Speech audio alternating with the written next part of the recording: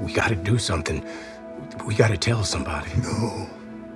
Leave me dead. My name is buried. But the world's different now. I know people. Man, that's why you're here? You think things are different? You think times are different? You think I wouldn't be dead in a day if you brought me out? You want to believe jail was my fault because you got that white man's shield? They were worried my story might get out. So they erased me, my history. But they've been doing that for 500 years. Pledge allegiance to that, my brother. They will never let a black man be Captain America. And even if they did, no self-respecting black man would ever want to be. And here we go. It's the comic book bullies. Man, you come right out of a comic book. It's the comic book bullies. You will bow down before me! It's the comic book bullies. Now I am the master. It's the comic book bullies. It's the comic book bullies. Welcome back to the Comic Book Bullies with Nerdist New Bully. I'm your host Leroy, aka Mr. Monday Morning, with my co-hosts. Yeah, this is Eli, aka Prick Dalton. There we go. I don't know who. Oh, that's damn it! Don't tell me. Once upon a time in Hollywood. Ooh, yeah. I see. I know a little something. I know a little something about a little something. You know, Getting deep. Yeah. I know more than just these funny books now. Come on. Oh man, and yeah, we're back with another episode, and we're just gonna get into it because there's a whole bunch of topics we want to get into. First thing I want to do is say rest in peace to Black Rob. Black Rob was actually another 2000s rapper that died recently. That was so that's like this second in 2 weeks. You know.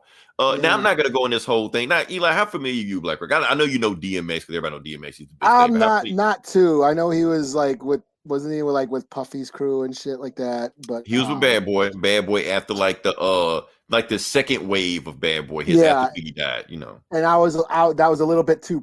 I don't want to say pretty, but like popular. Well, here's the thing. Yeah, you know what I'm saying?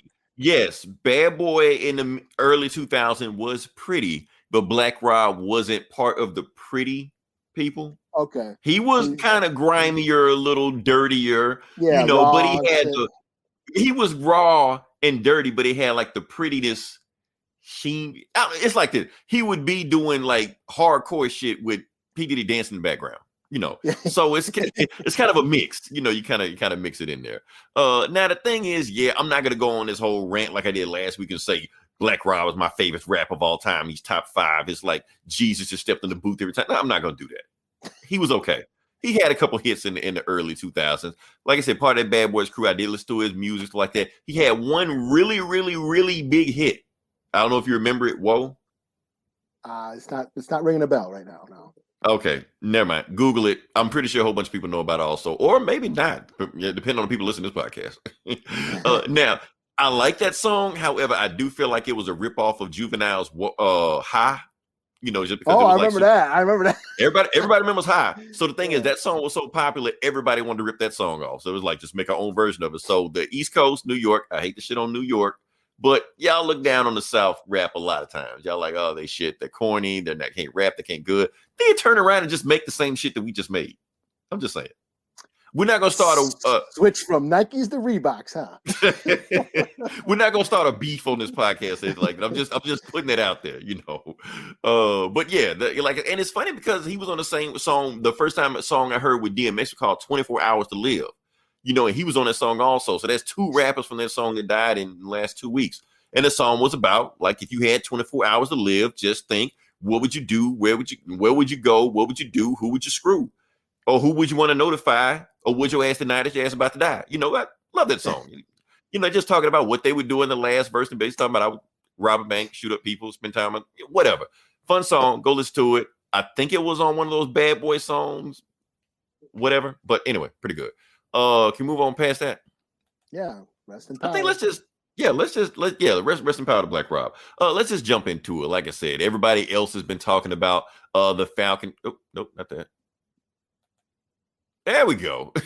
Everybody's been talking about not Black Falcon, Falcon and Winter Soldier. Hey, Black Falcon. So everybody been talking about Falcon and Winter Soldier this week, and we just want to just jump into it also. Damn it, I should have had that in there also. Let's see. But yeah, Eli, get into it. What'd you think about this week's episode? I really like this episode. They're finally going into tackling those topics that I was hoping they were going to talk about. Going a little deeper than deeper into the political realm, which is what I was expecting from a show about that deals with Captain America. It was a little bit more slow and character driven, but that's what I always like about the Marvel stuff. I always responded to like the more human drama from the Marvel movies. And that's what this was. This was just a kind of a breather. We did have a really cool action scene at the beginning. But then we kind of settled into like those human character moments and finding their motivation to keep fighting. And there was some really good scenes, especially the Isaiah Bradley and Falcon conversation. I thought that was pretty much gold. And I was pretty much like, hell yeah, the whole time. And it was a conversation that we wanted them to have the whole time when he first introduced Isaiah Bradley in the show. Yeah. Isaiah Bradley, of course, being the experimented on with the super serum and being treated like shit for it, which is a statement to a lot of people of color veterans who fought in these wars and, fought for this country only to come back and, be not treated as equals. That really hit home. Stated some real life, like people like a lot of these times, these comic book shows, they'll reference things that people just think they just made up. He referenced the Red Tails. The Red Tails is a Tuskegee Airmen, like the 332nd crew. George Lucas made a movie about it. Yeah. For anybody want to go back and look at that, which it should be on Disney Plus. We need to get that hashtag going. So anyway, we'll talk about that later on. But the point is that he referenced a real crew that they went there. They were a all black, fighter pilot crew because, like I said, when World War II, black soldiers were segregated. So they went there, helped fight the war, came back, found crosses on their lawn. And this is the stories we hear about of black soldiers all the time, not just in that war, all the way to the Korean War. It just kept going.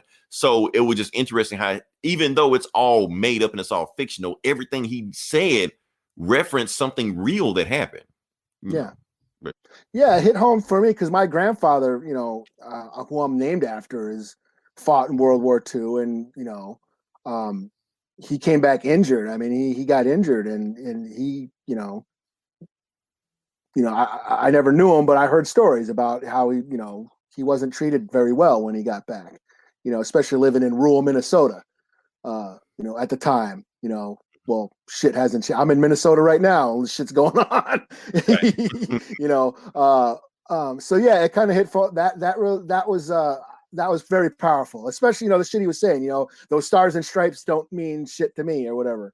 I'm like, hell yeah, that's like pretty much almost every native. That's pretty much how we feel right. about the flag. That's just our perspective. And so that was really cool to hear all that. And then that's what he said, like, there's no way they're going to accept a black Captain America, and no self-respecting black man would ever accept it. I'm like, whoa. And the funny thing is, Eli, I've seen a lot of people get confused about that line. Like we understand what that line means, but like a lot of people, like I said, that's the conversation we have. And a lot of people don't understand what that line meant, because the thing is, yes, we know that if Sam becomes Falcon, he's going to run into races. We know that. But it goes deeper than that. If he becomes Captain America, the symbol of America and a walking American flag, he's going to get turned on by black people.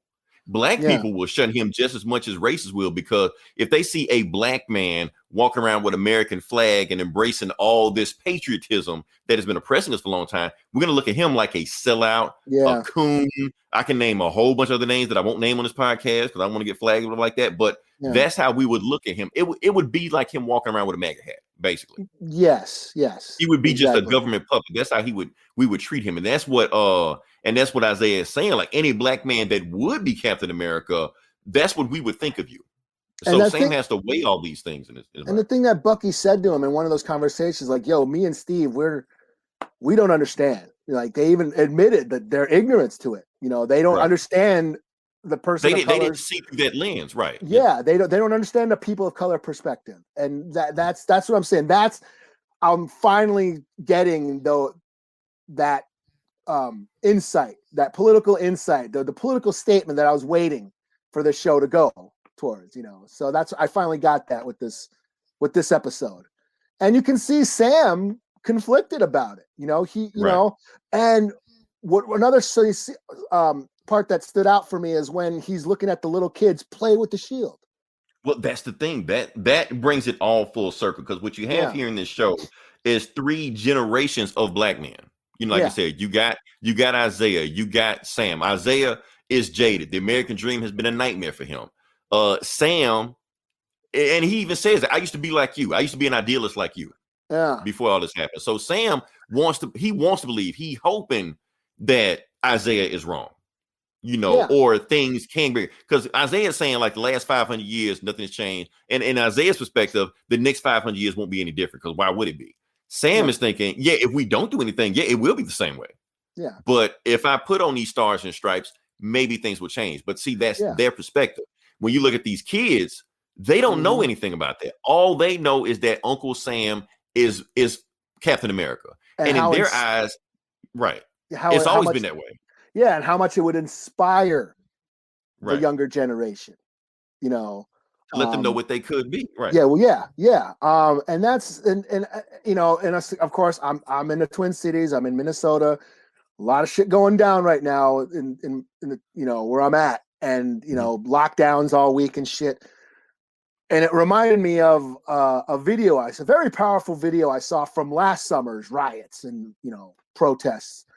And it was an older black guy, like a middle-aged black guy, and then there was a young son, just like you said, these 3 generations, and they were arguing. You know, it was at a protest. They're all arguing each other, and the older black guy was like, he was so mad, he's so enraged, he's so sick of what's been going on and how he's lived this whole life and nothing has changed.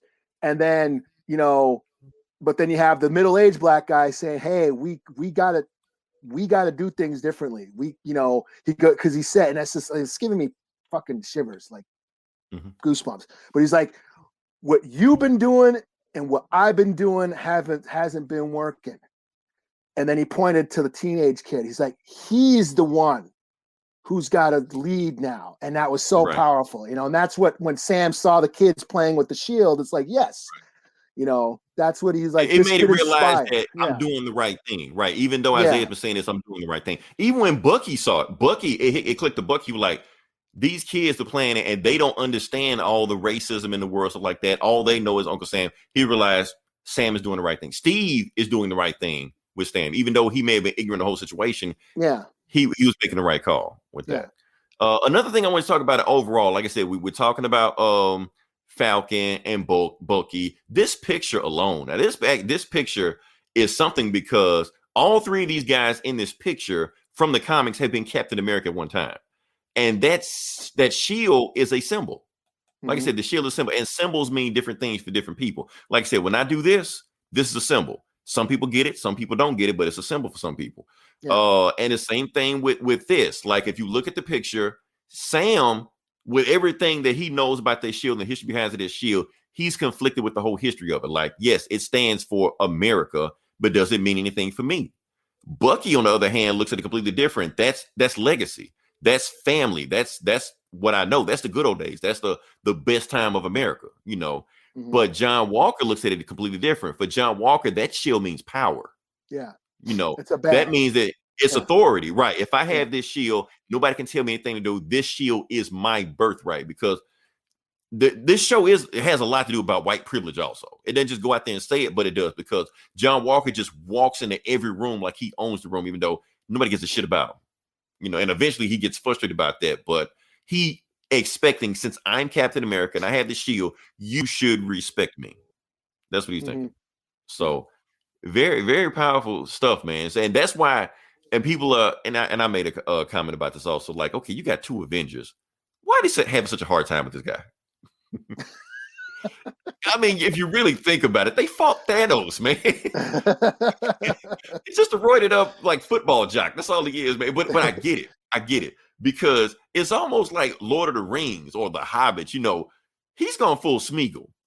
You know, they try to talk him down. Sam tried to talk him down, but when he says, give me the shield, it clicked like, oh, no, you can't have my precious, you know. So he's fighting them harder than they're fighting him. They're not fighting to kill. They're fighting to disarm. They're fighting to, you know, to just get the shield from him, you know. But he's fighting to kill. He's fighting for everything he has. That's why he's going for kill shots. Like he's trying to take Falcon's head off. He took Falcon's wing off. He's trying to kill Bucky because for him, in his mind, he's fighting for his life against these guys. That's how far off the reservation he's gone. He's out of there. You know, also want to say, Eli, I know you criticize Marvel for not having good cinematography. This is an awesome shot right here. They really do. Falcon Minnesota has some of the best cinematography out of any Marvel. I really wish movie. I could watch this in the theater. There's some really cool. They really go there. Like, man, why don't they do some of this cinematography in the movies? I guess the Russos don't give a fuck. They're like, hey, it worked for Community. It should work for Civil War. You know. Yeah. Well, you know, the movies they got like second and third, you know, unit directors that are doing all, you know. They don't even need directors anymore. They really don't. I mean, hell, those same guys are here on this show. So. Yeah. So that's what's going on right now. So just that whole thing about what's going on, I like that's interesting. And Sam is also settling into who he is or what he was too, as far as like being that advocate for, you know, PTSD with the soldiers and stuff. You can see that coming out. His conversations he's having with, you know, Isaiah Bradley and just, you know, he's that guy, the guy who, you know, doing the therapy and stuff like that. So he knows he's been there. He knows what they've been through, and he knows how to talk to them and stuff like that. So. 616 man. John Walker PTSD meltdown was wild. Yes, and not just from this scene right here. Like I said, he suffered PTSD here, but also in the scene when he's talking to the, you know, the count when he's not being court-martialed, but you know, he brought in for the hearing. The Senate. The Senate. That whole scene was awesome right there. Also. Because here's the thing, Eli, I almost sympathize with this guy. A little bit, almost. I know everybody hates him. Best villains you do. You kind of see their point, you know. I'm not saying John Walker was right. I'm not starting hashtags like that. But you got to look at it from his perspective. They almost like the government set him up. They put him in an impossible task. Didn't give him the tools he needed to succeed. And then when things went wrong, they completely threw him under the bus just to make themselves look good. Yeah, you made me. He said, yeah, you made me. You know, you created me. He did everything that a soldier was supposed to do. So he made one fuck up, but that one fuck up cost him everything. You can almost say this is a commentary on cancel culture. Yeah. Because he got caught on camera doing stuff. If he didn't get caught on camera killing a terrorist, they wouldn't have cared. Even if they heard about it, they would have swept under the rug. They would have spun it. They would have did something else. But the fact that everybody saw it and it's all over social media, they can't spin it. So somebody has to fall on their sword. Again, making those comparisons to, you know, the stuff we see the cops doing now. You know, all this footage of we see what the cops doing, and you know, this is sports stories. They've been doing it for decades, but we never saw it. Well, and see, that's the thing, Eli. That's where I think that this verges from real life, because I think that if this was a real life situation, like we're seeing this in real life right now, that I don't think the punishment on John Walker would have been anywhere near as hard. He might not even got punished. He might have just got a slap on the wrist, even with everything that happened. Because we saw this online. People were conflicted on whether or not John did what he did. Because at the end of the day, like I said, he killed a terrorist. Yeah, that killed a bunch of people beforehand. So people are already conflicted. And you see that with the the cop videos and stuff. You see them justify it and make excuses and like the Chauvin trial going on right now. What is it on like a third week right now? Yeah. We saw the video. Why is this trial going on so long? Why is it three weeks? It should be an open and shut case, and everybody is scared right now that he might get off. That's I give it 50-50. Right, but why is it even 50-50? That's the thing. This should be a open and shut case. It should be, but we've seen, the reason why I'm giving it 50-50 because it's taking place in Minneapolis. They didn't have the fucking trial out in some suburb, an hour out of town, like they did with the Rodney King trial and shit, right. An all white jury out in the boonies and shit. That's also I'm like, hey, it's actually in the town. It's in the city. So who knows, which is sad though. Cause right.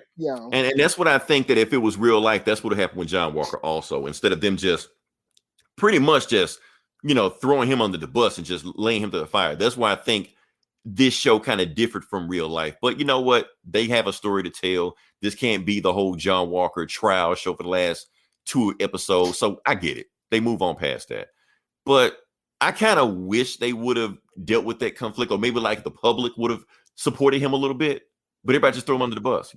John Walker, ultimate government tool, screwed over by the system. Then he gets medals taken away, no benefits. That honestly, even I thought that was a little harsh.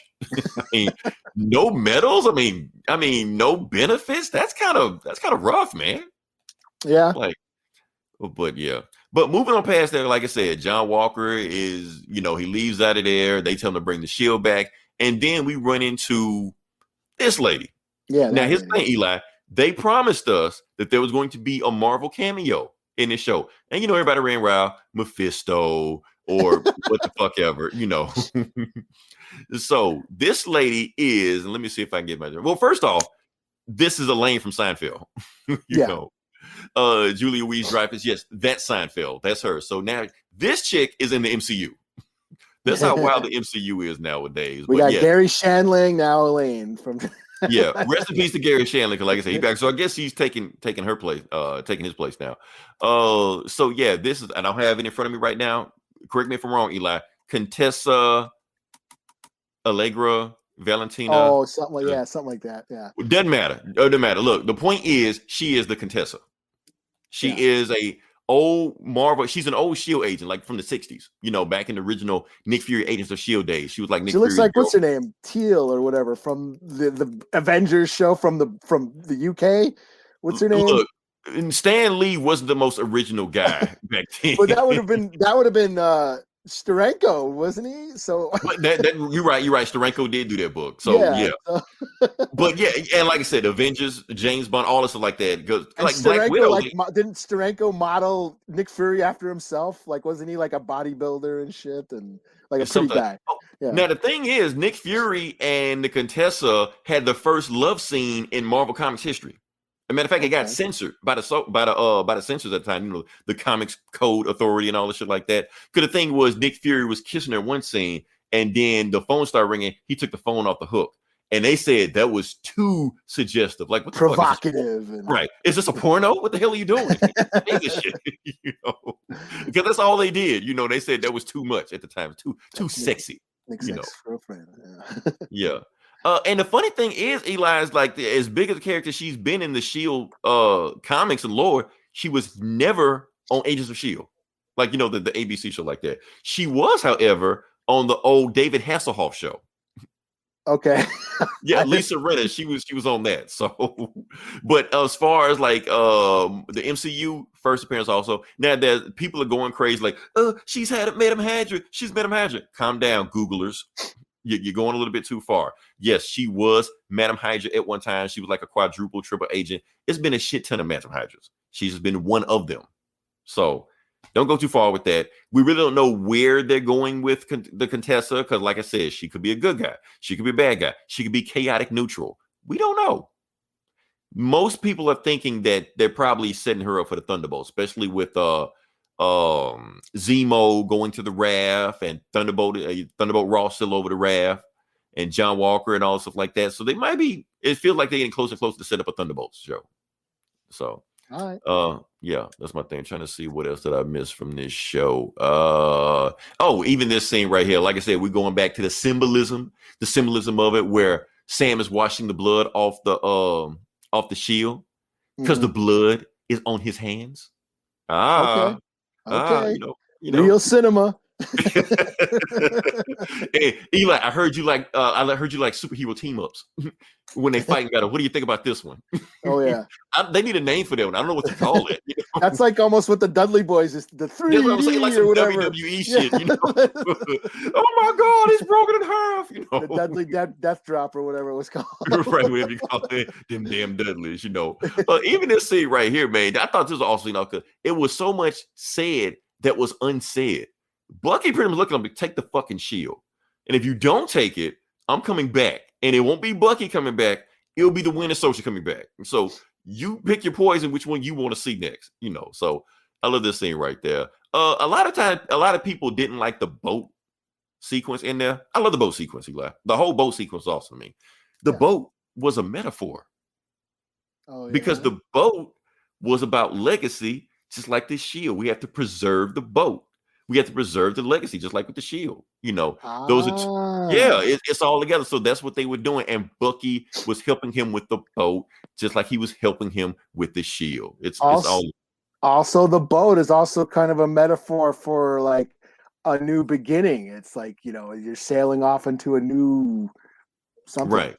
It's almost like that ship of Theseus thing they were talking about. If you fix it up so much, is it the same thing? But they decided to keep it in the family because it means something to them. Back to what 616 said. That fight reminded me of, why 616, man? Because they were actually playing the exact same music. So I don't think they're being lazy. I think it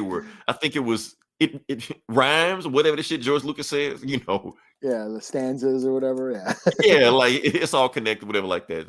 They wanted you to think. They wanted you to think Civil War. That was the whole point of it. Yeah. No, okay. Yeah.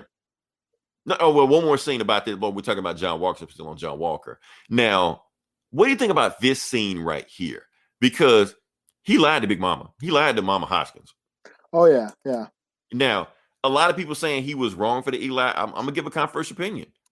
I think he was right to do that. I think he was right to lie to them to give them closure. Because otherwise, they would have. I mean, he can't stop the hurt. I mean, like I said, they looked up to him and they expected him to bring Lamar back, and he didn't bring him back. But at least they could say, "Hey, I brought somebody to justice." It may not be the guy that they thought it was, the person they thought it was, but it's something. I think he did the right thing. I think a pretty lie would have been better than ugly truth in that situation. The whole "you can't handle the truth" thing. I think I'm going there. I know a lot of people would disagree with that, but that's where I'm going with it. All the moralists and shit. Yeah. While they're sitting there, bunking, smoking weed and fucking other people over themselves. Just saying. I think it was. It was a controversial call, but I think he made the right call, in that situation. Because I think the truth would have been a little bit too much for them at the time. Yeah. Yeah. I mean, this episode was full of, like I said, very human character moments. And that, like I said, that was always my favorite scenes. I mean, I love the MCU's like action scenes. I love the battles. I love the superheroes and the spaceships and all that shit, punching each other and all that shit, blowing shit up. But what made us care were those human moments, like Thor, like in Thor, like one of my favorite scenes in the whole MCU is Loki confronting Odin, or like Star-Lord's mom in the beginning of, right. It's supposed to be a comedy show. It's the most depressing thing you saw, right? Yeah, and you're on you're on that journey with them from that point on. You care about these characters. But you also get it, like everything he's doing in that movie, he's running away from the pain. Or Cap at the hospital with Peggy, where she's like old in the bed and she's got Alzheimer's, and that made me fall in love with the guy. Right? Because you got to keep reminding her every day he goes there. Yeah, I mean, this guy's a fucking saint, and those were always my favorite scenes. Those are always the scenes that I really responded to. Like this is what makes all this shit, all the superhero smash them up matter. Was the humanity, so. Yeah, And I that's mean, what yeah, this we episode know had. they can save the world, but can you save, the world around you? That's the thing, and that's what this show was. That's what this episode was about. Now, here's the thing, Eli. I feel like if they would have dropped this whole season on one thing, like Netflix does all the time, I think this would have been a episode that most people would have skipped. That would just breeze by it because they were like, "Oh, there's no fighting. Let's just go past and just go to the beat 'em ups and shit like that." But they would have missed a lot of stuff. But since it's a week apart, we can really like break down this episode and really go into it and see the stuff they were talking about. Because that Isaiah Bradley whole conversation would have just breezed past people. With that, we can sink into it and see what he's talking about. Yeah, that's one of the most, I think now, one of the most important scenes in the whole MCU now. Yeah, because here's the main things about, and where Isaiah Bradley's coming from. Like one of the main themes about this show is black patriotism. That's the thing, and that's why he's saying no self-respecting black man would wear that shield, because the shield is a metaphor for the American flag. That's all it is. It's the American flag. An American flag mean different things to different people. Now, you go to any black household, the one thing you will not see or ever see in a black household is American flag hanging up on the outside, on the inside. Will not happen. Hell, we barely celebrate the July the 4th. We have the cookout. Like we have barbecue. You come over, you get a plate, but you only see nobody coming over wearing American flag. You don't see anybody, playing God Bless America, whatever the fuck, like that. You come over, get a plate, watch the game. Don't talk about 4th of July. We are just celebrating on the 4th day of the month of July, not the 4th of July. You might see the American flag in a native household, but it'll be turned upside down. What the hell, like? Oh, well, like on Amityville or some shit like that with the crew. It's upside. It's also like a distress signal and stuff. But I always say, "Hey, that's the Indian way." My mom said that. Hey, turn it upside down. That's the Indian way. I'm like, okay. but that's a good thing. That's what this show is talking about. Like I said, the American flag means different things for different people, and the fact that if Sam can wear the American flag or wear the shield, maybe he can change their perspective. Maybe he will add patriotism to, non-white people in America. Yeah. And we're not even talking about just this show. We're talking about, hell, in real life, Captain America is a mascot, period. He's a symbol in itself. So we see like a black man walking around as Captain America as a symbol of America, that may give people more pride in America. Yeah. Eli, I got shit last time. Like I said, black people don't celebrate July the 4th. Last time I changed my profile with the American flag underneath it, and I got all kind of shit for it, just like that. I'm like, hell, we're American. We should celebrate it too. The fact that, if we don't include ourselves in America, that's how you get decisions made about us that includes Americans. Yeah. Why is the symbol for the average American a white guy? Right. Why is it we see? Yeah, when half the population is women. So why can't a woman be the symbol of America? Exactly. Why is it when you see a pickup truck driving around with American flag on the back of it, you get scared and shit like, let me go the other way. And I feel like it shouldn't be like that. You shouldn't treat the American flag the same way you treat like an American, a Confederate flag, because you almost see them hanging up side by side each other. You see the American flag, you go see the Confederate symbol, like they just one on one, Yeah. So that is a way to change the narrative. The thing is, you see that pickup truck with that American flag, that motherfucker driving, he ain't including you in that. In his version of America, you ain't in it. Right. Oh man, let's see. What do we got here? 616. Let's say tell the world about the history of S.H.I.E.L.D. or Bucky tell the old man about the past. No, if Bucky was gonna do that, he would have did that already. And plus Isaiah Bradley specifically said, don't tell it. Because if you tell it, I'll be dead the next day. And whether that may or may not be true, the point is that it's a 50-50 chance he may be right. Because of the fucked up way America is right now. Like I said, and they would kill him. Nobody even knows he exists. Nobody will ever know he exists. So you might as well just, until he's ready to come forward, nobody's to put his story out there. Yeah. I think that's where they're going with it. So trying to think of anything else we can talk about this episode. Last thing, like I said, we can talk about Falcon got a whole new suit from Wakanda. Well, we think we know we just know there's a box. What's in the box? We don't know. But we'll find next episode. But we know it's this. We know it's the suit. It's the Wakandan suit. Here's the thing about Falcon's suit. It has always been from Wakanda. Like even back from the 60s. When he first became a superhero, he was Captain America's sidekick and could keep up with Captain America. So he was like, I need a edge. I got a way to keep up with him if I can get some wings and shit like that, but I need somebody to make them. He was like, do I go to Tony Stark? Nah. Do I go to Hank Pym? Nah. He went to T'Challa. He was like, T'Challa, I need you to make this suit for me. He's like, say less. And T'Challa did it. Boom. Now he got wings, stuff like that. So this has been, and it's always been that way. He'll always go back to Wakanda and they always upgrade his suit. And he pretty much, the same shit the Black Panther can do, Falcon pretty much doing the same suit also. His suit's bulletproof.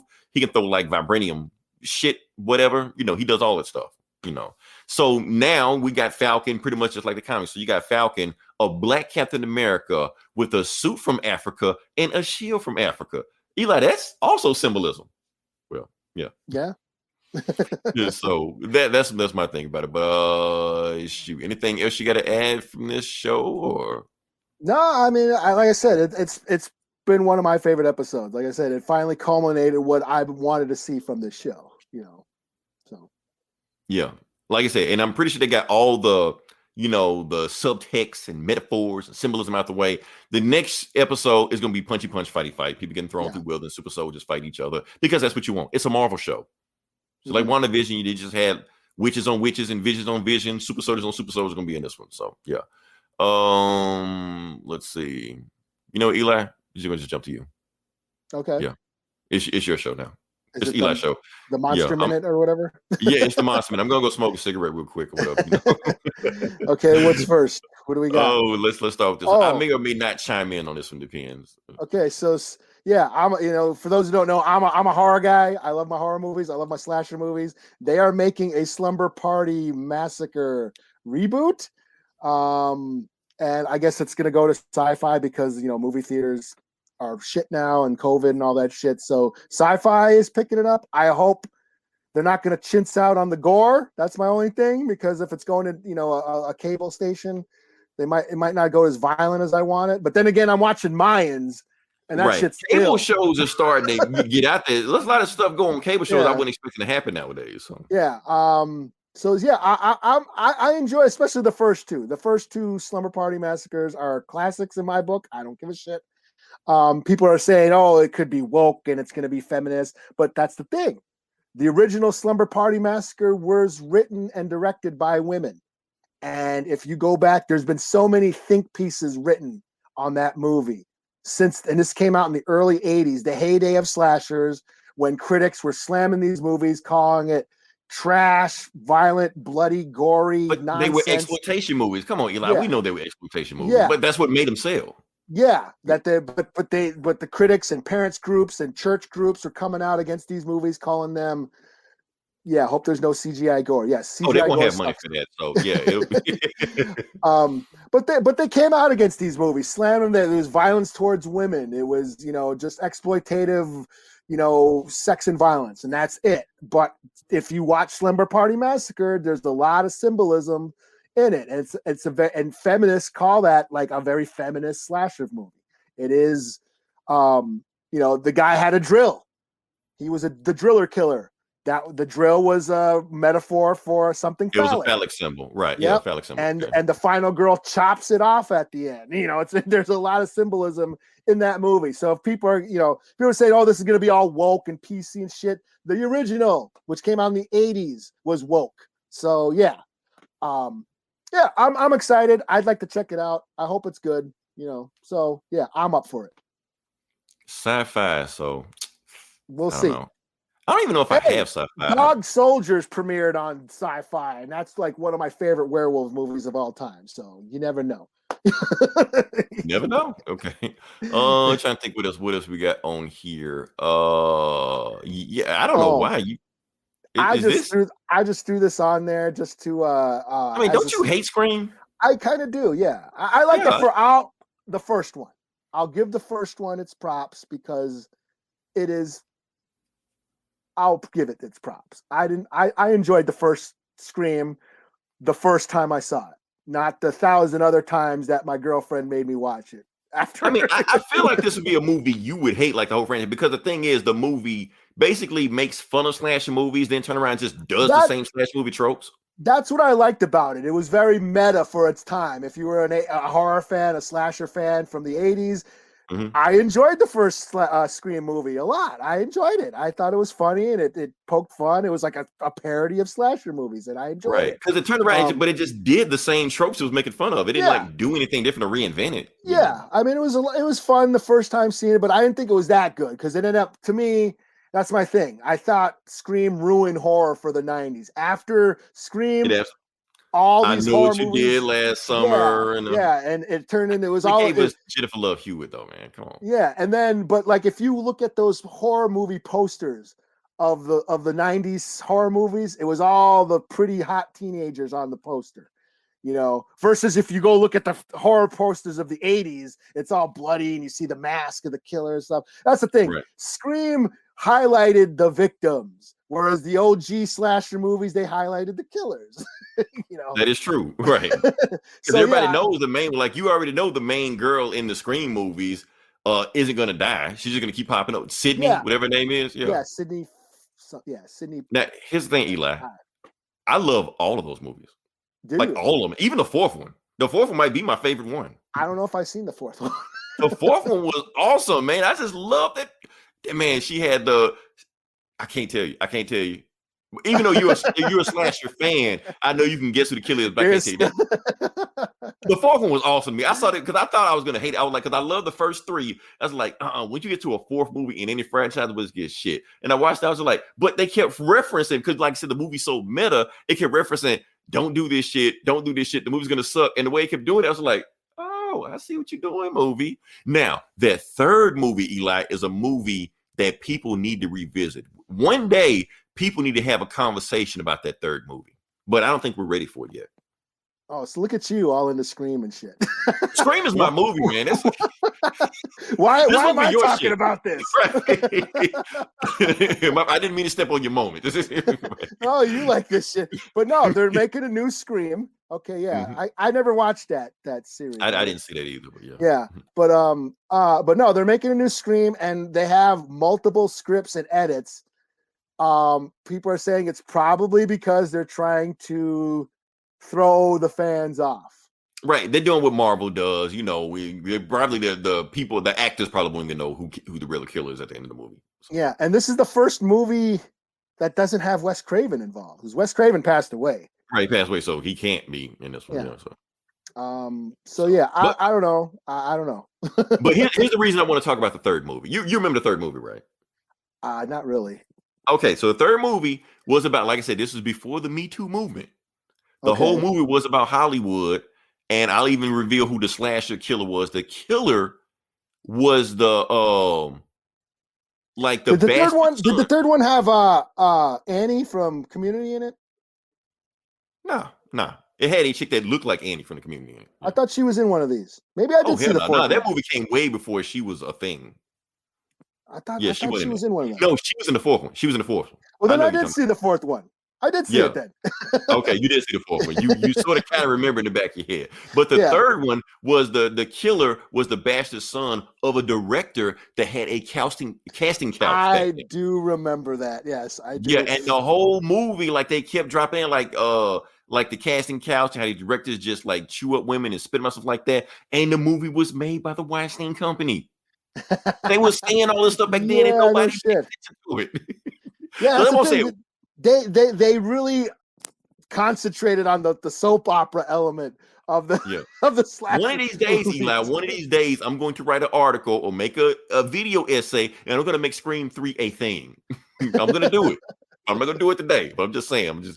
Anybody watching this show, when you see it, don't be surprised. So, but that was I'm going to do a think piece on Scream 3. I know that's what Scream did. It brought forth I was calling them teeny bopper soap operas. You know, it was all about the drama that was going on with the teens, and then there's a killer running around at the same time. You know, but that was slasher movies back in the 80s. It was always around some whatever high school, whatever the fuck, you know, and something happened, a tragedy that happened years ago, And now on the anniversary of said tragedy, the killer comes back and wreaks havoc and shit, you know. But you didn't give a shit about it. It was all about the kills and the gore.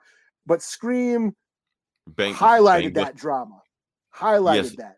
Bang Bus is better. Yeah. Bang Bus is better, yes. I'm gonna just leave it up there one time. That's gonna be a pick right there. Oh, yeah. So hey, are you gonna see the new Scream movie, Leroy? Hell yeah. Well, that's because Wes Craven and it's I don't know. I'm hesitant. Even though I love the franchise. Now here's my thing, Eli. Here's why I think you don't like those movies. Like you said earlier, in the 90s, they had all these Tina Boppy slasher movies. I think you're lumping Scream in with those other movies because those other movies suck right at the time. Yeah. And the actors were almost interchangeable. Like the same actors was like popped up in the same movies over and over again.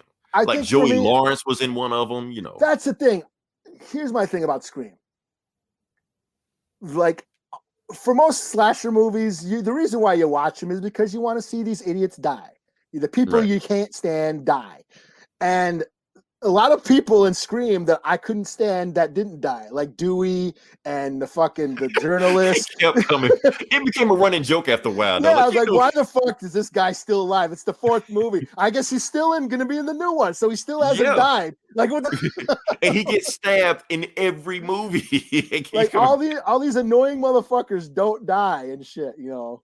That's my thing. It's like I'm like shit, I want that motherfucker needs to be decapitated. You know, because that's the reason why you watch them, you know, at least for me, you know. But yeah, I mean, they were fun. I like I said, I'll admit I had a blast watching Scream the first time I seen it. The first time, that first viewing, I thought it was hilarious, especially when the Fonz gets killed and he's screaming. I remember laughing. He's like going, oh, like I don't know, maybe it was something about that. That wasn't Scream though. That was Scream. Fonzie. No. Henry Winkler was like the wasn't in prince. Scream. No, he was in one of the other. He was in one of the other ones. No, the Fonz. He was in Urban Legend. No, I'm googling. He was in Urban Legend. Okay. No, I remember Fonz screaming like a bitch. He was in Urban Legend. I remember that one. That's Sharknado. No, honestly, I've never seen Sharknado. I don't even know. Yeah, Eli, are you a fan of Sharknado? I've watched a couple of those. No, this is Scream 4. What am I doing? The Fonz wasn't in Scream 4, I don't think. I'm thinking he was in Urban Legend. No, he was in the original Scream. Not the original. It could have been the original. No, he was in because I distinctly remember him screaming like a bitch and laughing my ass off at it. He was the principal. Okay. I'm wrong. But I think he was in Urban Legend also. Okay. Which maybe by the same people had the same actors. So it was another one of those teeny boppers. They get killed off and shit. Yeah, you know? Henry Winkler, Principal Arthur Himbry. Yep. I remember that. How about Human Centipede? Yeah. First one's the second one's awesome. I haven't seen the third one. That's what I got to say. That's a movie I think I'm going to watch. Officer Doofy was mentally challenged and revealed to be also not the killer. And that was actually a spoof on damn, Eli, what was the name of that movie? Which one? Usual Suspects. Usual Suspects, yeah. 616 Man having Usual Suspects. That's exactly the same ending. Kevin Spacey pretended to be like the idiot, and then it turned out he was Kaiser Sose at the end of the movie. Same thing. So yeah, that's what they were pairing. It was like they were putting all this stuff together. So every movie's great. All those movies are great. The first two. After that, they kind of go to shit because they. Did you ever hear the Wayans brothers? When Charlie Sheen gets into them and shit, yeah. Because here's the thing. Marlon Wayans went on like the Breakfast Club and said it like the first two movies because the movies got so popular, they took the franchise from them. Like, okay, we're gonna make it our own and cut them out of the profit. So they started making their own Scary Movie 3, Scary Movie 4, Scary Movie 5. Yeah. Since the Wayans brothers had nothing to do with it, they sucked. That's when they brought in Charlie Sheen or something like that. So. Well, have you seen the Haunted House movies? That's what he did. So he was like, okay, so you're gonna take my shit, I'm gonna make some other new shit, you know. And those Haunted House those were great. Yes, he was like, since I can't do scary movie, I'm just gonna make another franchise. Basically the same thing. So yeah, so those are great. Yeah, shout out to the Wayans brothers. Shit, can we move on to the next part of the podcast? Yeah, sure. Okay. I'm gonna go ahead and confess. We were going to do a video game section. I was gonna have this big blowout. I was gonna do this whole big reveal. Yeah, but I bought the computer, spent all this money for it, and can't get it plugged up. So I'm looking at myself like, damn, am I dumb? but I know how to put this stuff together. You know, Wait, you ain't got enough outlets? I got enough outlets. I plugged it up. I'm thinking like, okay, it's ready to go. Give me all the power and nothing. I'm like, fuck. I bought like 3 different cables. Look, never mind. Next week we'll have this shit squared away, and then we'll be living in the lap of luxury. But right now, we're in the ghetto. We're just gonna have to just suffer through it right now. So screw it. Hold on before we get to it. Let's go to the colors. Yeah, Dossie Chatham. He was in Scream. He was the principal or something. Yeah, that's what I'm saying.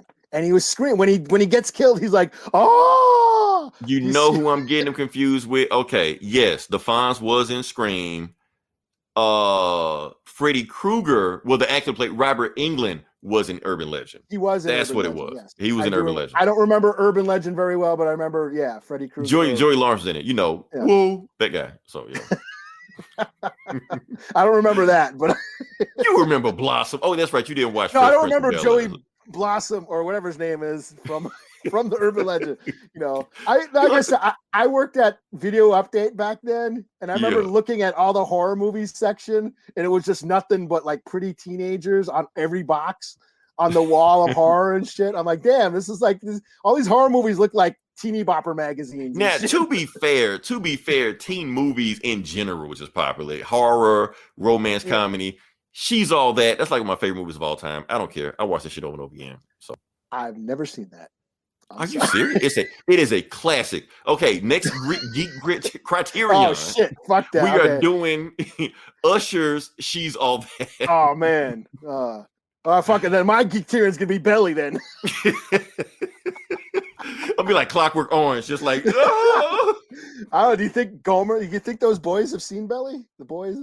Because Gomer says he didn't even know who Wu-Tang was until like last year. They never heard of Billy. I guarantee you that. We can bet on this right now. I will eat a cheeseburger. Oh man, let's see. All right, let's go to the next part of the podcast. Like I said, came through the video game section. Like I said, this is Comic Book Bullies, where we talk about the comic books, and we're just gonna jump into it. And Eli, I think you got more books. So I'm gonna let you jump into it first. Do I? It was a light week. Why do I got more books? I didn't read shit. I almost didn't read shit either. You know what? Fuck it. I'm gonna do the native book first. I'm gonna talk about the heroes. And, the heroes. I couldn't find it. I tried to find it. Couldn't find it. Oh no, it's a independent book. It's I'm friends with him on Facebook. He's a native artist, and he's got his own book called the Heroes. So shout out to Keith Jim. You can order these from him. He has this book. You know what? Also, let me get this shit up. Let me prepare. Let me share a screen. See, and they thought we was in the ghetto. Yeah, it raised our budget, Eli. Okay, how's that? You see that? Yep. Let me load you up. Boom. Hold up. Boom. There you go. Okay, so apparently this is the variant cover. So this is a book called The Heroes, written by Keith Jim, who also does the art too, is one of the artists, and Michael E. Fromm. And art is done by Keith Jim, colors by Arthur Hesley, and letters by Tobin Rakakoti or something like that. I'm sorry if I'm butchering your name. Sorry. And one of the variant cover. This is the variant cover done by Dale DeForest, who's also another native artist. But this is basically a story about. It's based on a traditional Navajo story about these twin brothers who fight monsters. And they go on this quest, and they get on different adventures and face dangers and obstacles they have to overcome. So it's very much an adventure story.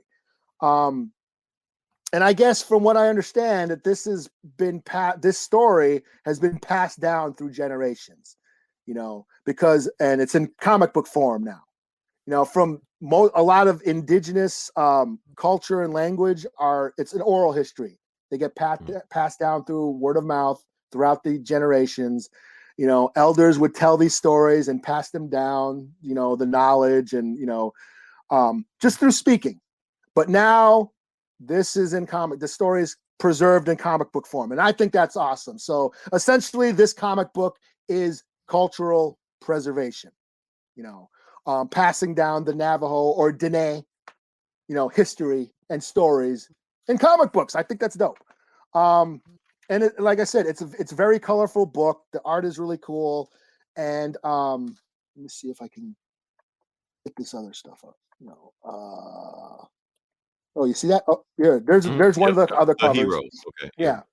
And yeah. So who's the publisher? Who's the publisher? It's him. He self-publishes it. It's his own label called KTJ1 Comics and Arts.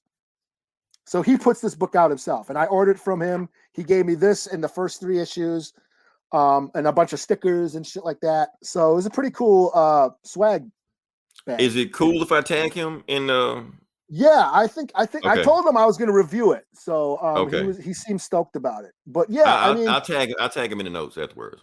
Yeah, I mean, yeah, check out his art. Like this, he also sells other art. As you can see, this is some of his work. Doing indigenous spins on, That look like Thunderbird. That look like Warpath. Or Warpath. Yeah. Then he's got like indigenous spins on Mando and the Predator. And So and then here's some more of his work. This I think this is just his own. I don't think this is anybody. He just like made this character. Some dope ass native chick with a gun. But she got a tomahawk. I thought you were gonna say something about a tomahawk though. But she got a tomahawk, but she got a shotgun too. So So yeah, this is just a really cool story, done by natives, for natives. It's nice to be natives being the demographic for once, so that I really dug on it, and I'm not Navajo, so I'm not familiar with the language or the culture or their stories. I don't live in the desert. I'm Dakota. My people are from the northern woods, but it gives me a sense of pride to see indigenous people tell their stories, and in their own way, in comic book form. Instead of waiting for Marvel to throw Taboo a bone and let them write another Red Wolf book. You know what I mean? This is natives' main characters. They're not sidekicks. They're not in the backdrop. It's just cool to see that sometimes, And yeah, so yeah, I give it, check it out. Like I said, it's KTJ1 Comics and Arts. Search him on Facebook. You can find him on Facebook. And as you can see, he also sells his own art too. He does his own books and sells his own art. So yeah, check it out. We will have the contact information in the link of this podcast when it's all said and done. So all you got to do is just boom, click it. We'll go there. So yeah. Shoot. Okay, my turn. All right, let's go. All right. So, like I said, the book I'm going to do next is Joker #2. And the thing was, the first Joker book. Did you get a chance to read this one, Eli? I didn't read it. No, sorry. You didn't read it? Okay. I thought you'd be into this. I thought there's so many Batman books now, and I just like there are, man. I just saw like one. He's in Europe. I was just like, man, fuck that. Yeah, I know. I almost read that because it was Tom Taylor, but I'm like, Tom Taylor. But I was like, it's a what if book elsewhere. I'm like, yeah, he's in Europe. I'm like, yeah, yeah, it's whatever. But nah, this Joker book has been pretty interesting. The first one hooked me, and the second one, I was looking forward to the second one. Now, here's the thing: the hook of this book for people not reading the book is that it's actually not even a Joker book. It is a Commissioner Gordon book. Oh, that's right. He's supposed to go kill him or something. That's the thing. He has been hired to kill the Joker because they say he knows more about the Joker than anybody else. Plus, he's willing because he has more to lose to the Joker than anybody else, so they know he'll do it. So he's contemplating about whether or not he should do it or not because they saying like, what did he say? Like they pay him like $5 million or something if you do it or some shit. Something like that. Yeah. Yeah, like an insane amount of money that if he does it, he'll never have to work a day in his life. He can pay for barber surgery and all stuff like that. So let's get to the point of it. So oh damn, I never shared it.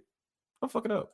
Anyway, so the book starts off with Commissioner Gordon. Well, he's not even commissioner anymore. He's actually retired, and some other dude is running commissioner right now. So he's just a guy, So he's sitting there on the outside, smoking a cigar, whatever he's doing.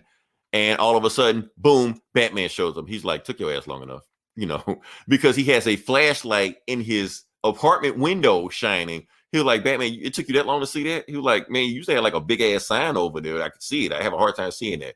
You're like, whatever, come inside. Let me break down to you what's going on. So that whole thing about the plan for him to go to South America and kill the Joker, Commissioner Gordon broke down everything to Batman except the fact that they want him to kill him. So he didn't tell him that part. He just tell him So this lady commissioned me to go down and find the Joker. That's all he said. And Batman's like, well, I can't go down and help you, Gordon, because since Arkham Asylum's been burned down to the ground and the city's just in chaos right now. So I had to stay here to do that.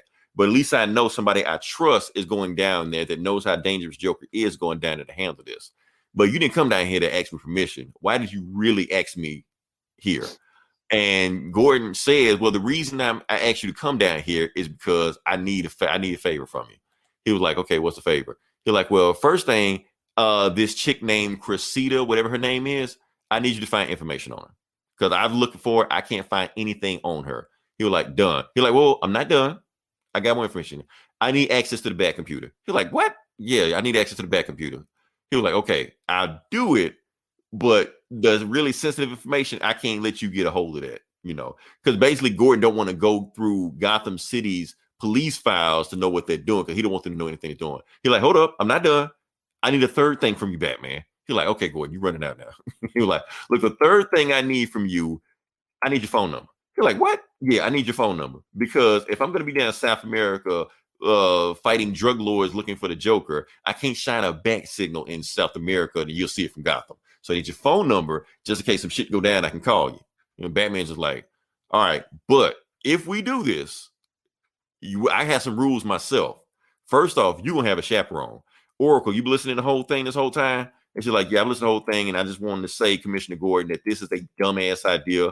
And first, he didn't agree that he was going to call you when he come down there. I heard everything he was saying. And that's when Gordon's just like, so you worried about me, huh? Barbara. See, the thing is, they don't know that he knows, So Batman's like, what you say? And then Oracle's like, what? And Gordon just sitting with a smile just for like, bitch, you don't know what else I know, do you? That's all, he just thinks to himself the whole time. So he just like, and Oracle just like, Dad, come meet me right now. And she cuts off and that's it, and then we cut to the Joker. I don't care. I know it's a Joker book. But and that's why I didn't pick it up. But it's like 2 pages. Like it don't even matter. It's just like, it's like filler. When they get to the Joker, it's filler. So he goes to the clock tower, to meet Barbara, and Barbara's just like, okay, Dad, what are you not telling me? And he was like, okay, this is what I didn't tell Batman. That lady that gave me all this information to hunt down a Joker, she's paying me this insane amount of money to kill Joker. She's like, what? Yeah, I'm going to go down and kill him. He was like, that ain't happening. He was like, I got to. The Joker, first off, he paralyzed you.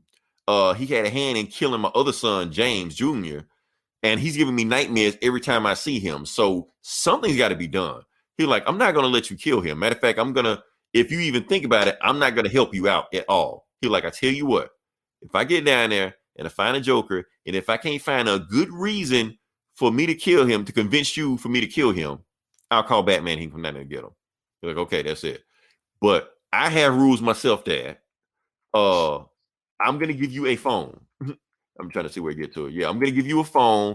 It's got the whole back computer on there, the stuff that I want you to know. You don't have access to everything, but the stuff I want you to have access to, you'll have it. He was like, why is the phone red? Because you lost my last 3 phones I gave you. You're like, well, why you don't think I'll lose the red one? And then he was like, look, I'll need you to study all this stuff right here. Because when Joker burned down Arkham City, there was a lot of inmates in there had powerful friends and powerful family. So basically, Joker is the most wanted criminal on the planet. Not just the FBI and the CIA looking for him. Every criminal syndicate in Gotham is looking for him right now. And that's what we cut to the other criminal syndicate we're looking for. We had Hooper County, Texas, and we meet the Sampson family. And the Sampson family is like, he killed our boy in Arkham City. I want you to find I want you to find Joker and bring him back here and eat him. Now, Eli, since this Sampson family in Texas, does it remind you of anybody? Oh, yeah. It's fucking the Texas Chainsaw. See, I know a little something, Eli. I know a little something, And then what are they eating? Okay. I didn't catch that. Do you see that? It looks like there's a body on the fucking table. Oh, they're covering it up. I didn't even see that. Bastards what the fuck, AT&T, man, covering up all the cool shit. What the fuck, man? I didn't even notice that until you pointed that out. Oh, man. So then we go to Santa Prisca, and like I said, Santa Prisca is the island that Bane owns. But like I said, Bane is dead because Joker killed him. So now they have a Lady Bane. Lady Bane. You know, Lady Bane. Yeah. Or they never name her. She just like, what's the assignment? Like Joker. And she just puts on the Bane mask and she goes. So now we got a Lady Bane. Oh, and so in that Lady Cressida, we found out where she's from. And she was like, so you put the order out to go kill the Joker? Yeah, I got people. I got the things in deck. And it turns out she's with the Court of Owls. Yeah, she's with the Court of Owls. So that's who's trying to kill the Jokers. That's the one who's paying Gordon all that insane amount of money to kill him. So Joker basically has enemies everywhere. So like I said, Joker is the most non-important part of this story, but it doesn't even matter. I still like the story. That is intriguing, I must admit. Yeah, it's a bait and switch. You know, they have, because if they sold the book as Commissioner Gordon, nobody's gonna buy that shit. You know, but if it's Joker on there, it's like Moby Dick. It's like Moby Dick. Like the book isn't about the whale. You know, it's about, is it Ishmael or not Ishmael? It's about the journey. Yeah. Yeah, Captain Ahab. It's about Captain Ahab or Ishmael, or you know, whatever. It's been a while since I read Moby Dick, but you get the point. Hold on, let's go to the callers. Gordon and Badass Detective wanted Joker dead or alive. Yeah, like I said, will he kill the Joker? We don't know. Plus, we haven't seen Gordon in future state, so we don't know how this is gonna go. Oh shit, that's right. Right. So, yeah. I'll let you go. It's halftime. Okay, my turn. Yeah.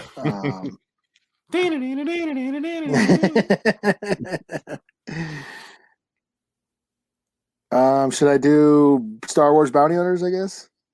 Knock yourself out. Let's go to it. Okay. Okay. Did that say number 11? That's damn. Yeah, we're on a number 11. Damn, okay. So this is we have Valance and Dengar kind of working together now. They were kind of at odds with each other. This is after the whole other storyline where Valance kind of like saved a bunch of rebels and shit from the pirates from Hondo's old crew, you know. Mm-hmm. So this they let Dengar basically tells Valance about, you know, that Boba Fett has Han Solo. So this takes place between Empire and Jedi. So Boba Fett has Han Solo and Carbonite. He's delivering him to Jabba. And I guess this is going to lead into this crossover event that's coming up, the War of the Bounty Hunters that's coming up soon, you know, where they're all going to fight for Han Solo, but we all know who ends up getting it. I don't know why, but, you know. So anyways, they're like, okay, Valance and Han Solo used to be in the Imperial Academy together, and Han Solo saved Valance's life back in the day. So he kind of owes Han Solo. So he wants to go save him and shit. So him and Dengar sort of agree that they're going to team up and go get him. Meanwhile, we have Bosk. This is like a whole side plot. There's some weird hunting contest going on. Some fucked up, like, the banking clan and all these criminals that are basically betting on this real life hunt where they just go and try to hunt other species and shit. And Bosk is part of that. He's one of the hunted. So it's just basically them surviving this hunt while people are trying to murder them. That's basically what it is. It's okay. There's some cool action scenes. And then they hear about, Bosk hears about, you know, Bib Fortuna's in it. Which one was that again? Bib Fortuna was Jabba's right hand, the guy with the Twi'lek. The Twi'lek. The one that the one that Boba Fett shot at. Okay, yeah. And the Mando, yeah, him. Okay, he basically tells them about, you know, the whole thing that Boba Fett has Solo. He's gonna get that bounty on Solo through Jabba, and so now Bosk knows about it. So now basically it's basically building up setting up that storyline where they're all gonna fight over Han Solo, you know, and that's what it says, to be continued, and target Solo, War of the Bounty Hunters prelude or whatever. So yeah, it's a big event, you know. This was okay. 3 out of 5. I have been digging this book. It is the whole crime syndicate gangster side of Star Wars. So I've been digging that. This was just sort of a filler. Like I said, they're setting up that event coming up, so not much really happens that matters. Still cool art, still cool action, but 3 out of 5. Cool. Okay. Next book I'm gonna do is oh shit, I didn't set myself. Wonder Woman. Oh, okay. World is where we go. Is this the one where she's still with the Norse gods and shit? Yes, this is still that one. Let's see. Where is that one? Yeah. I don't know why people are not reading this book, man. Nobody's reading this book. This book is fucking awesome. I mean, this whole series going on right now is fucking awesome. Like I said, she's still stuck in Asgard. The Valkyries are missing. So now that the dying warriors don't come back, because the Valkyries you can bring back the next day, but they don't do it. And one of them was her boyfriend, or her friend with benefits, what you want to call it, named Siegfried, who's this famous Viking warrior from Norse lore. He's gone. She's doing everything to bring him back. Bring him back. So the first thing she does is go to meet. Thor. She goes to meet Thor. The real Thor. The real Thor, the god of thunder. Yeah. So she goes there, sees Thor. He's just sitting there eating. And she's like, Thor, why don't you do something about what the hell's going on here? He was like, look, woman, shut the hell up. It's like, first off, my name is Diana. Don't call me woman, And he's just like, look, the Valkyries are disappearing. Why don't you do something about it? Look, yes, I am a god, but I know not to screw with the Valkyries. The Valkyries do their own thing, and I leave them alone. But if you go to the battlefield, if you die, you don't come back. And Thor's like, okay, well, I just know not to die. Problem solved. You're like, damn, Thor, you a dumbass. So she just leaves. She leaves out. And when she goes, she meets that squirrel, Tusk, whatever the name is. And she just basically like, Thor, dumb as hell. He stinks, and she basically says, we're going to go to Nidavellir. They're going to go to where the dwarves make the swords and stuff like that. So they go there to the caves. And she's like, oh, watch out for the Merc elves. And she's like, the what elves? It's like the Merc elves. And it looked like the dark elves, like Malekith. But that's not them, because they're from Swargle, the Dark World, whatever you want to call it. But it may or may not be them. I don't know. They fuck it. But anyway, she fights a bunch of dark elves, kills them and shit like that. And while she's fighting, she's like, watch out, they're gonna throw a stone at you. She's like, I ain't worried about a damn stone. She's around like, oh, that stone, and it crushes her. Basically every time she dies, she's supposed to come back the next day. But then we're like, you don't belong in Asgard, you need to come back. And then while she's doing that, she breaks out of stone, so she doesn't die. Apparently she's getting stronger and stronger. And then that's when she just goes ape shit, just kill a whole bunch of elves, and then the rest of them just run away and shit. And then she walks in there. And when she gets there, she runs into Dr. Psycho, from the Harley Quinn cartoon. Oh, yeah. Yeah, he's there. She's like, what the hell are you doing here? And Dark Psycho looking at her like, what the hell are you doing here? Apparently.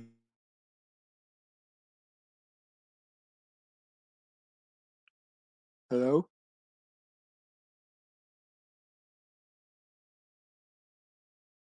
The wars that make the weapons for everybody, he took their place. So he's making the wars, but the weapons he gives the warriors are mind controlling weapons. So he can tell them do whatever they want to do, and he was like, oh yeah, don't call me Dr. Psycho. I'm Dr. Cisco, whatever his name is.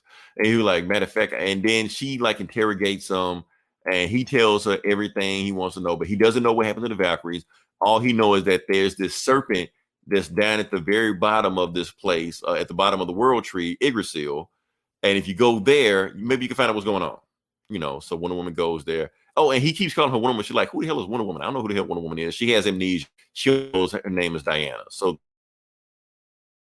serpent, and the serpent basically says, if you want my help, you gotta I just cut the end of the shit. You want my help, you gotta bring me a egg from a bald eagle.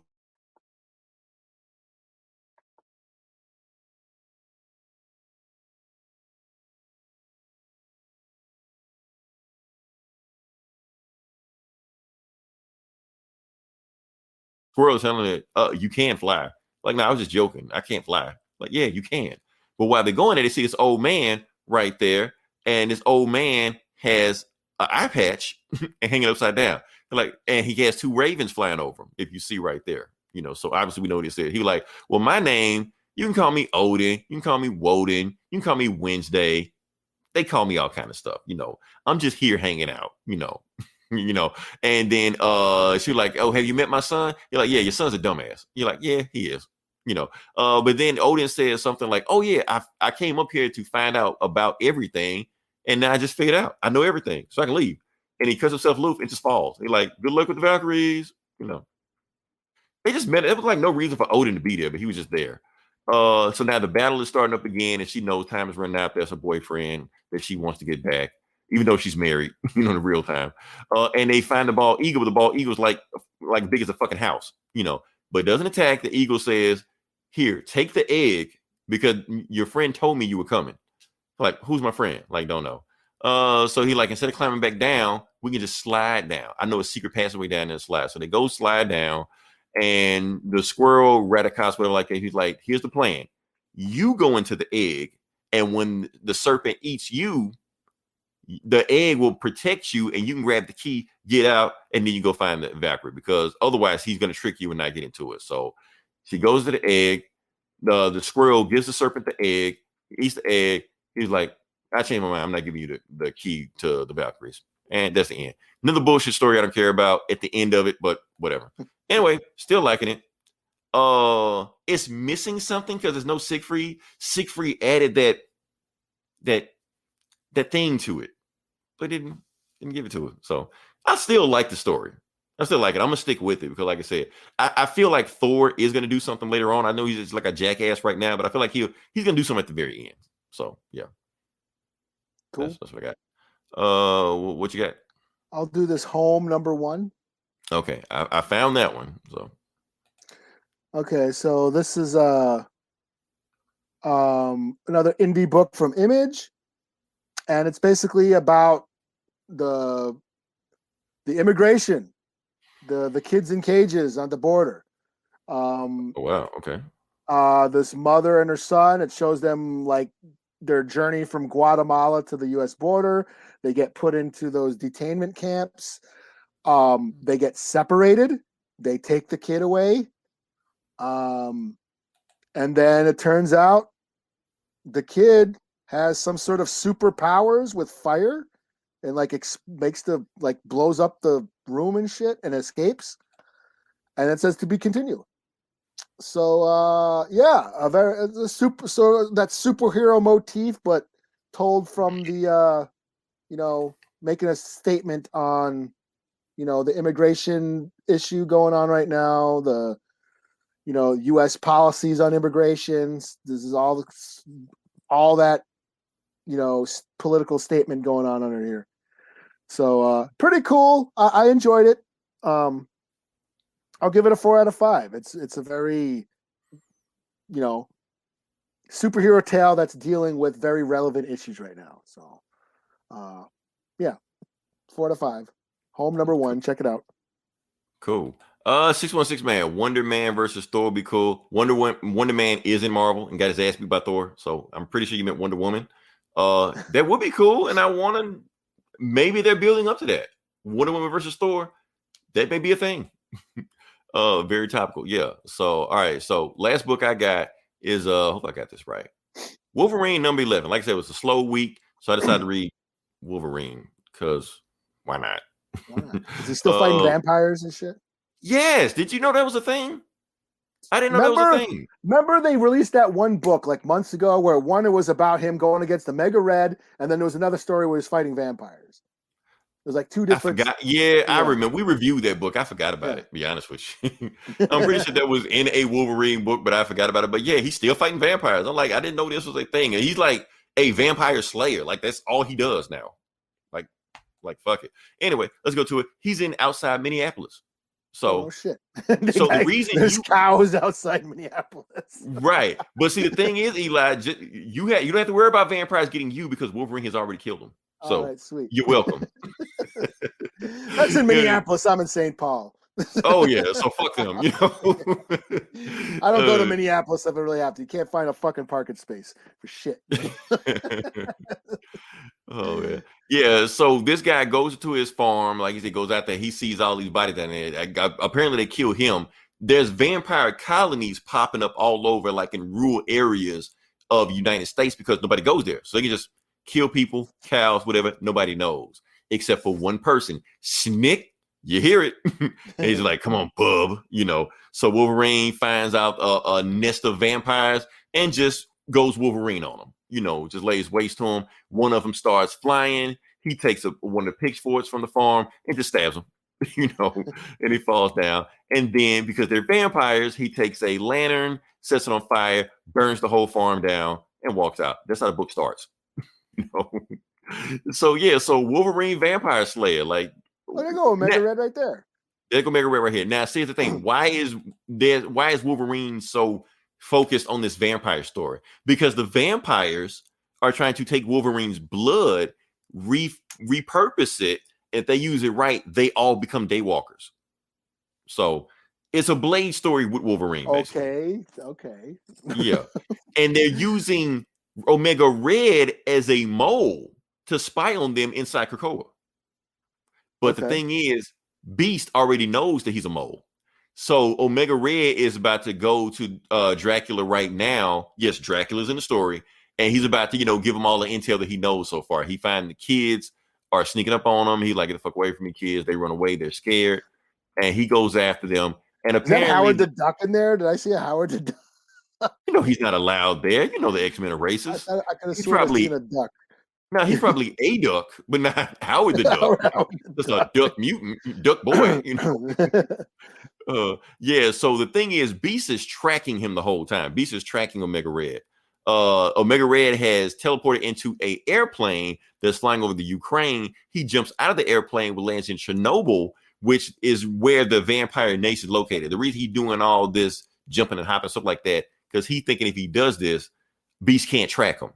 But Beast can still track him because he put something in his skin, something like that where everywhere he goes, they know where he's at. So they know he's headed to the Vampire Nation. And like I said, they're trying to stop him. Omega Red does Omega Red shit on him. And that's when the Prince of Darkness shows up. Dracula finally shows up at the end. He's like, don't worry about them. They're nobody's. What you got for me? So like I said, he's their spy on the inside. And Beast, just doing. And they're showing this parallel about the Vampire Nation and the Krakoans, trying to show them that they're maybe two sides of the same coin. Everybody hates them on one hand, but everybody wants to be them on the other hand, like the parallel. Or maybe there's a metaphor about the mutants being vampires. I don't know.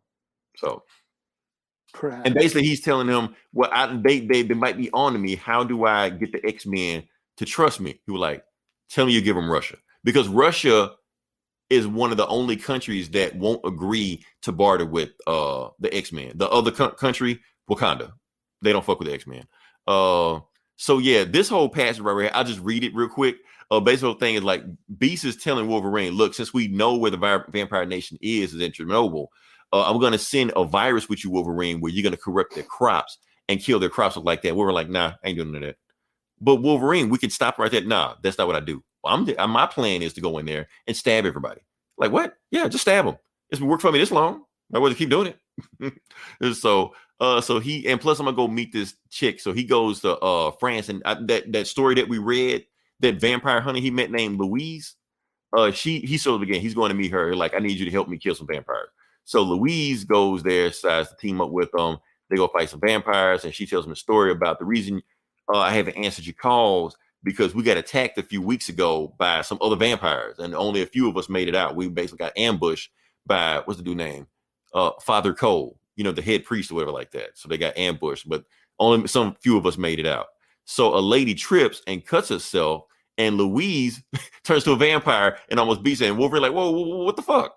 How you a vampire and you a vampire hunter? He was like, I've been using like medicine, like garlic and all the stuff like that to like slow it down so I won't completely vampire out. But eventually, what's the shit Blade said? The thirst always wins or some shit, Yeah. So that. So Wolverine stops him chopping the head off. He was like, don't worry, we're gonna figure this out, And then he bangs her. Well, here's the thing. He doesn't really bang her, but he lets her drink. He lets her suck her blood, his blood. He's like, drink all you want.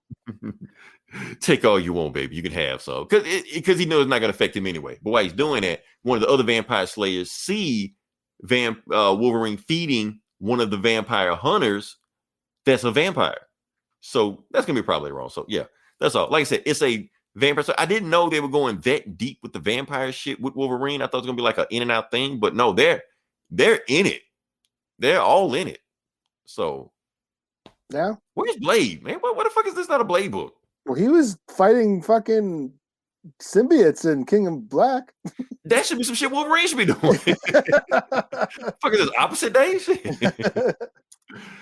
Hell, in the symbiote book, wasn't Blade like teaming up with the vampires? I think it was. I think so. Yeah, I think he teamed up with him. Like, what the fuck is going on? Anyway. Yeah, vampire versus mutants. So they really making a thing. So, well, I don't know. I'm not sold on the whole vampire versus X-Men thing. Maybe because I'm not really sold on the vampires in Marvel Universe anyway. I'm cool with Blade, but when they fight anybody else like Captain America, it just seems like out of place. I don't know.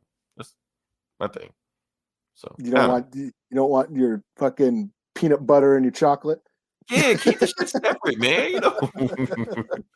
That's my thing. Maybe I'll get used to it if I read enough of these Wolverine books. Maybe I'll, it'll sell me on it. But right now, I'm like, But yeah, I'm booked out. What you got? Right. Well, my last book is Redemption #3. This is that post-apocalyptic Western starring Linda Hamilton. Well, she looks like Linda Hamilton. She has this like badass gunslinger. Yeah, Sarah Connor, the old woman Sarah, basically. Post-apocalyptic future, but it's like a Western take on a Western. She's helping this like Big Willie, what to do? Oh, okay. Hey, it's Willie. Willie's in the house. Yeah. She's helping this girl who's escaped this really fascist town, teaching her how to be a gunslinger so she can get revenge on the town mayor, who's this corrupt, religious fanatic. Yeah. And that's so she's basically teaching her how to be a badass.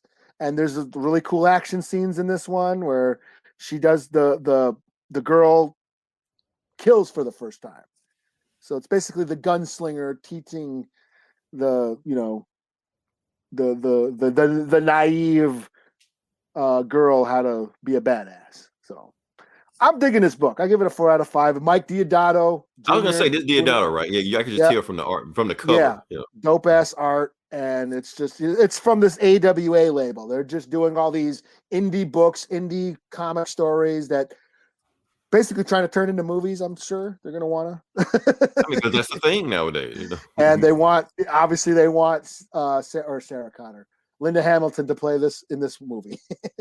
Oh, they better get a move on it. I mean, she ain't getting no younger. And the sheriff kind of looks like Lance Henriksen.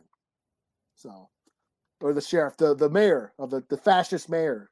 Yeah. Of the fascist town looks like Lance Henriksen. So we'll see how it goes. It never goes the way they wanted to. Like Wanted was supposed to start Eminem in the comics, but then they turned around and got, Charles Xavier, whatever the dude's name was.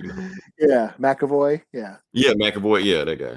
So we'll see how it goes. And it's supposed to be Halle Berry in the comic, and then turned around it was Angelina Jolie. So it's like, and Star-Lord was in that as the douchebag. His douchebag worker. He was in that. Yeah, that's the first time I saw him in there. Yeah.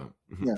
But yeah, I'm booked out. That's all I got for this week. So. All right, that's all I got also. So yeah, if you listen this long, definitely like, share, subscribe. Listen to OK Boomer, starring Big Willie. He's down there. Listen to it. Also listen to This Geek in Comics. I'm pretty sure there's a whole bunch of other podcasts we have. I forgot about them. Just stay on the network. You'll see them. Just scroll down. You'll see them. Oh, then is it this Tuesday we're doing that? Oh shit! What are we doing? I forgot. Is it the fifth? Is it the Fifth Element this Tuesday? Or are we doing the other characters? I think we're doing Fifth Element. I hadn't seen that movie since 1990. I gotta find it somewhere. I don't know. I might watch it tonight before I go to sleep. Yeah, but check us out next week. Like I said, Mortal Kombat will actually be out. I'm gonna watch it. Eli, I don't know if you're gonna check it out. I'm going to go to the movies and watch. I went and saw Godzilla again at the IMAX the other day. Okay, did your opinion change on it, or? I had fun. I mean, I liked it the first time. I just had fun the second day. I didn't know if it enhanced your experience. Oh yeah, the sound. Yes, the sound was way better. Creators Outlet. Thank you. Also check out Big Willie on Creators Outlet. That records all the time. They may be recording now. I saw the Dune trailer looks immaculate on the IMAX, as well as that Fast 9 trailer that I saw. I'm selling you on it, Eli. I'm gonna sell you on that movie. Yeah. But it was just nice to be. I had the theater to myself until about 10 minutes into the movie. Some other asshole walked in. And I'm like, damn it, I can't like get naked now. What you act like? did they get naked? No, but when I left the theater, that motherfucker didn't have a mask on. So, like, what the fuck? Like, now that he's gone. Like I said, they'll check us out next week. We'll have some other stuff pop up. We'll have the finale of Falcon and Winter Soldier. I'm pretty sure if y'all don't like the show because it's too woke for you, don't worry. This is the last episode of a Marvel movie. So it's going to be just punchy punch, fighty fight, the shit you want. Blowing shit up. Yeah. Right. Turn your brain off. No wokey woke shit. You know, anybody that says wokey woke shit will get punched in the mouth. There you go. So yeah. Until the last shot of the American flag on fire. Oh shit. Oh man. Symbolism. Until then, this is Leroy. This is Eli. We'll talk to you guys next week. Same bullet time, same bullet channel. Yo, I'm getting ready to put y'all up on something, man. Yo, when you see something ill, you know what I mean? That shit is woke. Anything ill you see is woke. Nigga have a big 6 at the curb, that's woke. Okay. Especially if he got the fully equipped kid on it, it's woke. Like, you know what I mean? Like, yo, I had this bad bitch uptown, she was woke. Had me fucked up in the head, I mean, whoa. Bought the bitch diamonds and pearls, I mean, whoa. Should've seen them shit shining on the wrist. Now money ain't a problem, see my dough is like, pulled out my bankroll on y'all niggas like, lost the boot shrimp from 210 like, faggot wanna peep my blueprints, I'm like, had to hit the brakes on y'all niggas like, niggas getting both on my block like, coming home within a half an hour like, front like they had the manpower like, more or less, more so, I rip guitar so I live the fast life, come through in the poor slow like, whoa. My niggas like dough, like dro, nitro, my flow, nice clothes like, whoa. Ease pain with cocaine like, whoa. Now I'm Doc Strange in the range like, whoa. 100 miles an hour switching lanes like, whoa. Plus I'm getting brain from this chick like, whoa. Finger near nigga asshole like, whoa. Team floor switches and bitches like, whoa. 9-9 Jag Benz coupe like, whoa. Keep them cheese lines on your blocks like, whoa. Grenade through your window, bitch, like, whoa. Love to see me do this shit like, whoa. Niggas put me through this shit like, whoa. So I'ma go toe to toe, blow for blow like, whoa. And whip your torso, live the fast life. Come through in the ball slow like, whoa. My niggas like dough, like dro, nitro, my flow, nice clothes like, whoa. We bag it, then flip it like, whoa. Cars we jack it, then strip it like, whoa. Fully equipment, front to back like, whoa. Spitting on fiends that come for crack like, whoa. Asking for shorts and shit, nigga like, whoa. Half on this quote, now nigga that's whoa. Flow so properly, you'll see I'm whoa. Ain't no stopping me, I'm deep like, whoa. Guns be popping, beat, we creep like, whoa.